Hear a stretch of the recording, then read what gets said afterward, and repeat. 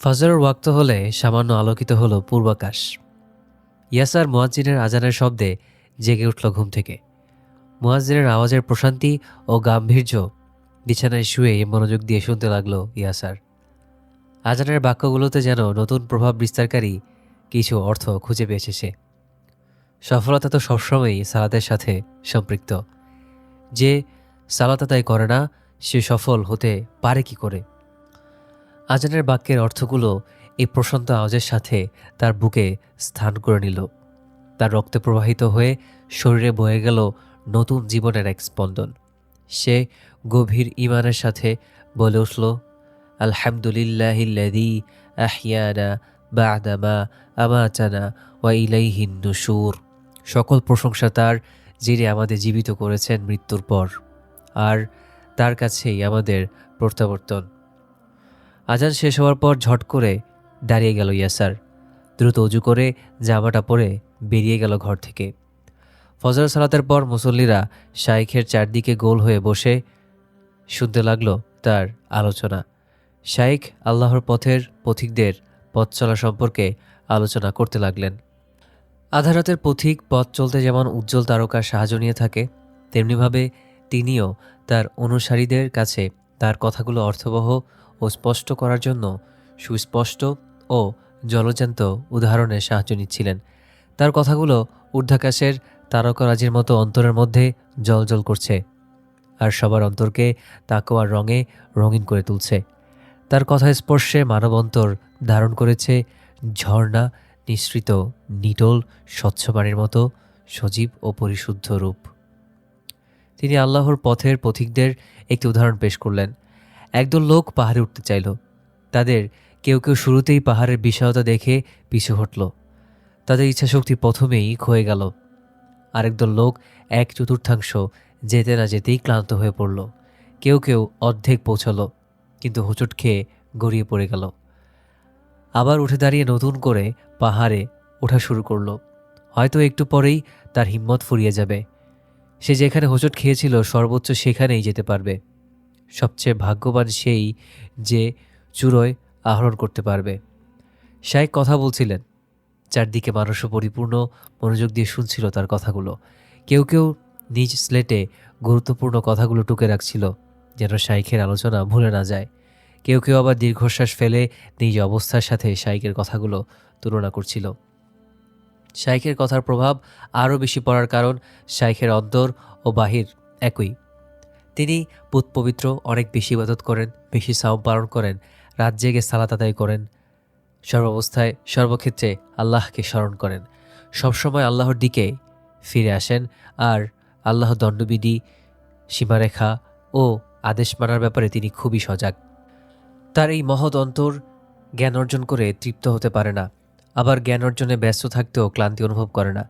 একই সাথে তিনি অন্তরের পরিশুদ্ধতা বজায় রাখেন, ইবাদত বন্দেগী করেন, আবার খাদ্য বস্ত্রেও মধ্যম পন্থা অনুসরণ করেন।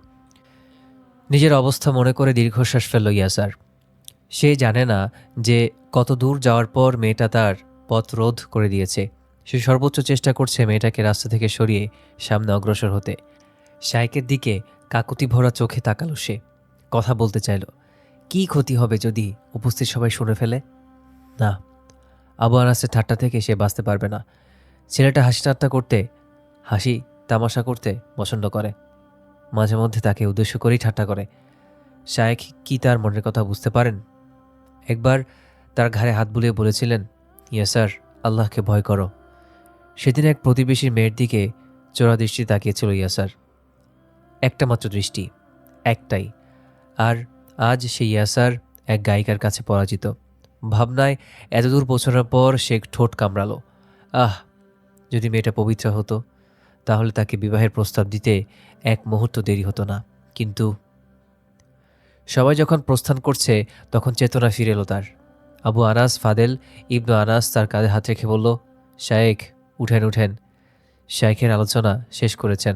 ইয়াসার তখনও বিচরণ করছিল ভাবনার জগতে। শায়েখ ইয়াসারের হাত চেপে ধরলেন।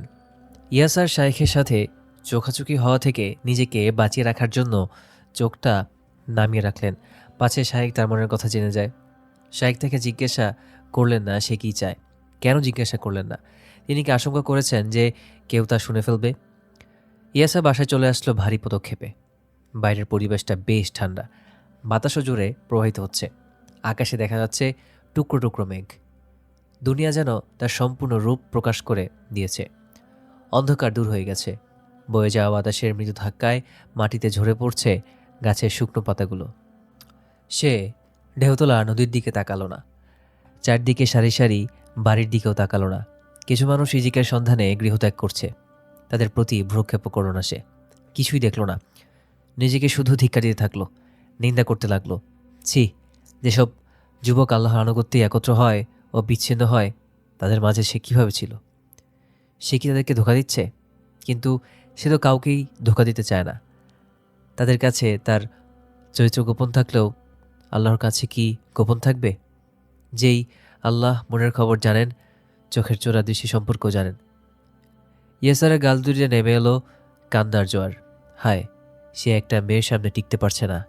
একটা মেয়ে শব্দটা সে উচ্চারণ করল তীব্র ঘৃণার সাথে। ঘরে পৌঁছার পর কোরআনের দিকে ছুটল সে। কোরআন পড়তে গিয়ে মনে হলো অশ্রুতে গাল সিক্ত হয়ে যাচ্ছে। আযাব সংক্রান্ত আয়াতগুলো বারবার পড়ে সে কেঁদে কেঁদে একাকার হয়ে যাচ্ছিল। কোরআন পড়া শেষ করলে তার মা এসে বললেন, বাবা ইয়াসার, কি হলো তোমার? এভাবে পড়ছো কেন? ইয়াসার তার দিকে চোখ তুলে তাকালো। তার অশ্রুসিক্ত চোখের পাতায় তখনও অশ্রুবিন্দু জ্বলজ্বল করছে। তার মা বললেন, তুমি কাঁদছ? কিছুক্ষণের জন্য চুপ হয়ে গেলেন। তারপর বললেন, বাবা, আল্লাহর ভয়ে ভীতদের পড়া এমন হলে তো চলবে না। এই মা কিভাবে জানবেন ইয়াসারের অন্তরে কি ঘটে যাচ্ছে? হায়, যদি তিনি বুঝতেন, তাহলে তিনি কি সাহায্য করতে পারতেন? ইয়াসার তো তার হৃদয়ের জন্যই ভয় পাচ্ছে, যে হৃদয়কে সে বছরের পর বছর ধরে গলিয়ে আল্লাহর দিকে সমস্ত ভালোবাসা আকুতি নিয়ে হাজির করেছে। আল্লাহ তার সত্যবাদী, সৎকর্মশীল ও মুমিন বান্দাদের জন্য যা প্রস্তুত করেছেন তা পাওয়ার আশায় যে হৃদয় ব্যাকুল। কিভাবে এই মেয়ে তার অন্তরে প্রবেশ করল? তার জীবনে কোন দিক থেকে তার অনুপ্রবেশ? তার শুভ্র সফেদ অন্তরকে বিনষ্ট করতে কোন দরজা দিয়ে এই মেয়ের আগমন? ইয়াসার যখন দুপুরের খাবার খেতে দস্তরখানের সামনে বসে আছে, তখন তার বোনের অদ্ভুত চাউনি খেয়ালি করেনি সে। বোন সানা তার দিকে চেয়ে আছে ভীত চড়ুই পাখির মতো। সানার কথাগুলো সে শুনতেই পেল না। সানা বলছিল, আপনি কি অসুস্থ? কথা জবাব না পেয়ে সানা তার হাতে হাত রেখে শরীরের তাপমাত্রা বোঝার চেষ্টা করল। ইয়াসার তাকিয়ে বলল, সানা, কি হলো তোমার? সানা আবার জিজ্ঞেস করল, আপনি কি অসুস্থ ভাইজান? ইয়াসার দুঃখ ভরা মুখে মুচকি হাসি টেনে আনার চেষ্টা করে বলল, না রে বোন। সানা বারবার প্রশ্ন করলে ইয়াসার বিরক্ত হয়ে বলল, তুমি কি চুপ করবে না? সানাও এক রোখা। সে তার চামচ দিয়ে বাটিতে আঘাত করল সজোরে। টুং শব্দের সাথে তার হাসির শব্দ ঘরে ছড়িয়ে পড়ল। সে মুক্তদানার মতো দাঁতগুলো বের করে বলল, আমি চুপ করব না। এবার তার দিকে ভর্ৎসনা দৃষ্টি তাকালো ইয়াসার, যেন সে খারাপ কাজ করে ফেলেছে। তাকে বলল, তোমার সমস্যাটা কি? চুপ করছো না কেন? সানা শিশুসুলভ সরলতায় হেসে বলল, আপনি কি অসুস্থ? ইয়াসার বলল, হ্যাঁ। আপনার কোথায় ব্যথা? অন্তরে। ছোট মাথাটা নাড়িয়ে সানা উঠে দাঁড়ালো। তার চুলের খোপাটা কাঁধ থেকে ঘাড়ে নড়তে লাগলো। সে বলল, আম্মু যে ওষুধ ব্যবহার করে সেটা আমি নিয়ে আসছি আপনার জন্য। ইয়াসার তার হাত ধরে ফেলল, বলল, তুমি যে অর্থ বুঝেছ সে অর্থে ব্যথা করছে না। দু চোখে নিষ্কলতা, সরলতা ও স্বচ্ছতা নিয়ে গভীর স্নেহের সাথে বলল, তবে কি ব্যথা? সে তার কাছে স্পষ্ট করার জন্য বলল, এই সামান্য ধুলো পড়েছে। সানা অট্ট হাসি হেসে পিছনের দিকে ঝুঁকে তার হাত ছড়িয়ে নেওয়ার চেষ্টা করে বলল, ও তাই বুঝি? ধুলো আবার অন্তরে কিভাবে পৌঁছলো আমাকে বলুন তো। এবার ইয়াসার সানার হাত ছেড়ে দিয়ে তার সাথে হাসিতে যোগ দিল। বড় বিড়ালটা ঘরের সর্বত্র হেঁটে বেড়াচ্ছে আর মিউ মিউ করছে। তার মা যথারীতি খাবার প্রস্তুত করতে লাগলেন। তিনি খাবারের থালা বাসনগুলো সাজালেন। খাবার প্রস্তুত হওয়ার পর ইশারা করলেন সানার দিকে। খাবার দিকে হাত বাড়িয়ে বললেন, আল্লাহুম্মা বারিক লানা ফিমা রাযাকতানা ওয়া কিনা আযাবান নার। বিসমিল্লাহ। হে আল্লাহ, আমাদের রিজকে বরকত দিন এবং আমাদেরকে আগুনের শাস্তি থেকে বাঁচান। আল্লাহর নামে শুরু করছি। মেয়ের গৃহে। ইয়াসার তার বাবার দোকানে যেতে ওই মেয়ের সাথে সাক্ষাৎ থেকে নিজেকে বাঁচানোর লক্ষ্যে পথ পরিবর্তন করা ছাড়া কোনো উপায় দেখল না। সে বিপরীত রাস্তা ধরে এগোবে, যদিও রাস্তাটা বড়। এ রাস্তায় অবশ্য আগে যায়নি সে, কিন্তু কি আর করা। সে চলতে লাগলো ভিন্ন পথ ধরেই। রাস্তায় চোখে পড়ল অনেক পরিচিত লোকজন। আবুল ফিদার সাথে দেখা হলো। আবুল ফিদা তার ছেলে ফিদাউদ্দিনকে ঘরের সামনে কোলে নিয়ে দাঁড়িয়েছিলেন। ছেলেটা প্রায় সুস্থ হওয়ার পথে। সে পথচারীদের দিকে তাকিয়ে মুচকি হাসছে, হাত নাড়াচ্ছে আর ফুলের মতো মুখটা মাথা সমেত নাড়িয়ে দেখছে লোকজনকে। চারদিকে গাছপালা শীতের খোলস ত্যাগ করে বসন্তের রূপ ধারণ করা শুরু করেছে। পথ চলতে লাগলো ইয়াসার। নিজের পবিত্রতার জন্য আল্লাহর কৃতজ্ঞতা পোষণ করল।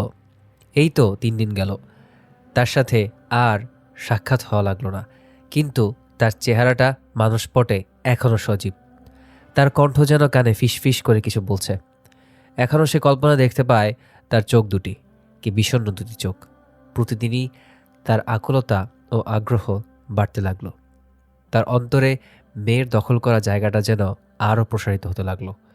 কিন্তু সে সর্বোচ্চ চেষ্টা করে নিজের অন্তরের ক্ষতস্থানে ওষুধ দেওয়ার। চতুর্থ দিন বিকেলে ইয়াসার এশার সালাতের পর কাজী শাইখ মোহাম্মদ সালেহের বাড়িতে গেল। ফিকি মাসালা, প্রজ্ঞাপূর্ণ আলোচনা, মজাদার কৌতুক, হাদিস, তারিখ ও সাহিত্যের কিছু উদ্ধৃতি সব মিলে সরস ছিল মজলিসটা। শাইখ তার আলোচনার ফাঁকে কিছু মজার মজার কথাও যোগ করছিলেন। সে বিকালটা দেরি হয়ে গেল। ইয়াসার বের হয়ে দেখল আকাশটা মেঘাচ্ছন্ন। গুড়ি গুড়ি বৃষ্টি পড়তে শুরু করেছে। বৃষ্টি শরীরে লাগার ভয়ে দ্রুত বাড়ির দিকে রওনা হলো ইয়াসার। বাড়িতে যেতে মাত্র কয়েক পা বাকি। এমন সময় অন্ধকার প্রান্ত থেকে বেরিয়ে এলো কালো মধ্যম গড়নের একজন লোক। সে শান্ত স্বরে বলল, জনাব, আমার কথা শুনবেন কি? তার দিকে তাকালো ইয়াসার। তার মুখের আকৃতি দেখে চিনতে পারল লোকটা ওই মেয়ের দাস মুরিদ। সে আবার বলে উঠল, আমার মালকিন অসুস্থ, আপনাকে দেখতে চাচ্ছেন। ইয়াসার ভেবেছিল চূড়ান্ত নিষ্কৃতি সে পেয়ে গেছে, আর এ পথে সে বাধা হবে না। কিন্তু তার দাস মুরিদ হাজির হলো, আবার তার কথা মনে করিয়ে দিল। তার দিকে টেনে নিয়ে যাচ্ছে। ইয়াসার রেগেমেগে বলল, আমার সামনে থেকে সরে যাও। মুরিদ সেইখানে দাঁড়িয়ে নিচে সরে বলল, জনাব, তিনি অসুস্থ। ইয়াসার বলল, এই বেটা, তার অসুস্থতায় আমার কি আসে যায়? কিছুক্ষণ চুপ থেকে সে বলল, তার জন্য ডাক্তার ডাকো। মুরিদ সত্য কথায় বলল, ডাক্তারকে বাড়িতে পেলাম না, তাই তিনি আপনাকে ডেকে পাঠাতে বললেন। ইয়াসার তার দিকে বিস্ময়ের চোখে তাকালে মুরিদ বলে গেল, জনাব, মনে হয় আপনাকে তিনি গোপনে কিছু বলতে চান। ইয়াসার হাত তুলে দরজায় করাঘাত করতে উদ্যত হতে গিয়ে বলল, তার পরিচিত কারো কাছে গোপন কথা বলুক। দাসটা এক পা পিছিয়ে বলল, কিন্তু তিনি যে আপনাকে ছাড়া কাউকে বিশ্বাস করেন না। ইয়াসার তার থেকে মুক্তি পাওয়ার জন্য বলল, সে আমাকে চিনে কিভাবে? দাস জোরের সাথে উত্তর দিল, আপনাকে চিনে না এমন মানুষ আছে? বাগদার শহরে এমন কে আছে যে ইয়াসারকে চিনে না? ইয়াসারকে চুপ থাকতে দেখে মুরিদ বলে চলল, জনাব, তিনি শোচনীয় অবস্থায় আছেন। যদি তাকে একবার দেখতেন তাহলে আপনার অন্তরটা নরম হয়ে যেত। কে জানে, হয়তো তিনি বাঁচবেন না আগামীকাল পর্যন্ত। এ সময় আকাশে বিদ্যুৎ চমকে উঠল। শেষ কথাটা তার অন্তরে আঘাত করল। সে বলেই ফেলল, কাল পর্যন্ত বাঁচবেন না? দাসটা মাথা নেড়ে বলল, জীবন মৃত্যু তো আল্লাহর হাতে। ইয়াসার বলল, তোমার কি মনে হয় তিনি কি চান? দাস নিচের দিকে তাকিয়ে গভীর দুঃখ প্রকাশ করে বলল, হয়তো তিনি তওবা করতে চান। ইয়াসার অবিশ্বাসের সাথে বিড়বিড় করে বলল, কি তাকে তওবা করতে বাধা দিয়েছে? আল্লাহ তো বান্দাদের তওবা কবুল করেন আর সকল গুনাহ ক্ষমা করে দেন। দাস মাথা তুলল, তার চুলে বৃষ্টির পানি। সে বলল, সম্ভবত তিনি আপনাকে গোপনে কিছু বলতে চান। বেড়ে গেল ইয়াসারের হৃৎকম্পন। সে ঠোঁট নাড়িয়ে বলল, গোপনে? ইয়াসারের মনে হলো সে ওই লোকের মতো যাকে স্রোতের মুখে সাঁতার কাটতে দেওয়া হয়েছে। সে সাঁতার কাটতে গিয়ে হয়ে পড়েছে ক্লান্ত, শ্রান্ত। অনেক চেষ্টা করছে তীরে পৌঁছতে, কিন্তু সাগরের ঢেউগুলো তাকে অনিচ্ছায় স্রোতের মুখে ঠেলে নিয়ে যাচ্ছে। তীরের উদ্দেশ্যে অগ্রসর হতে দিচ্ছে না। কিছু একটা ইয়াসারকে বাধ্য করলো মেয়েটাকে দেখতে যেতে রাজি হতে। রাস্তায় যাওয়ার পথে দাস বলল, আপনি আমাকে একবার বলেছিলেন আল্লাহকে ভয় করো আর পাপাচার থেকে বিরত থাকো। ইয়াসার দাসের দিকে ফিরে তার কথা সত্যতা যাচাই করার চেষ্টা করল, কিন্তু তার মুখভঙ্গি থেকে বুঝতে পারল না কিছুই। তার গলার স্বর অন্ধকারচ্ছন্ন, যা মুখভঙ্গি থেকেও আরও স্পষ্টভাবে তার কথাকে জানান দিল। আকাশের গুড়ি গুড়ি বৃষ্টির পানি পৃথিবীর বুকে সুরসুরি দিয়ে চলছে অনবরত। ইয়াসার কয়েক পা হাঁটার পর বলল, তুমি যে কাজে জড়িত তা ত্যাগ করো। দাস তাকে কিছু জিজ্ঞাসা করার আগেই সে যোগ করল, আল্লাহর জমিন প্রশস্ত। আকাশ থেকে পড়তে থাকা বৃষ্টির ছটার বিপরীতে রাস্তার চারদিকে বাতিগুলো যেন ছোট্ট বালকের মতো মুচকি হাসছে। আবার কিছু বাতি যেন ভয়ে নিষ্প্রভ হয়ে রয়েছে, বিশেষত শীতকালে শেষের দিকের এই সময়টায়। তারা মেয়ের ঘরের কাছে আসার পর ইয়াসার বলল, তুমি আমাকে একা রেখে যেও না। আবার আকাশ মেঘে ঢাকা, অজানা শহর তুমি একা।